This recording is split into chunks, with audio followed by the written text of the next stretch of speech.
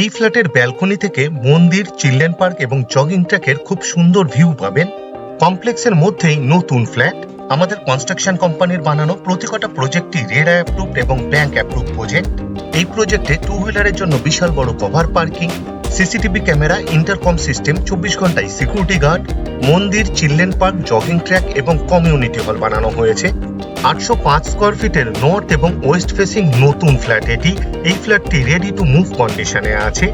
এই ফ্ল্যাটটি পারচেজ করার জন্য আপনি ডাইরেক্ট ডেভেলপার্সের সাথে যোগাযোগ করতে পারবেন, তাই আপনাকে কাউকে ব্রোকারেজ দিতে হবে না, জিরো ব্রোকারেজ। এই ফ্ল্যাটটি শিয়ালদার মেন লাইনে সোদপুর লোকেশনে আছে, কলকাতা 114। এই ফ্ল্যাট থেকে মাত্র 900 মিটার দূরত্বে সোদপুর সেন্ট জেভিয়ার স্কুল, হাঁটা পথে মাত্র 9 থেকে 10 মিনিটেই পৌঁছে যেতে পারবেন। মাত্র 950 মিটার দূরত্বে 6 লেন বিটি রোডের উপর নিয়ারেস্ট বাস স্টপ সোদপুর চৌমাথা।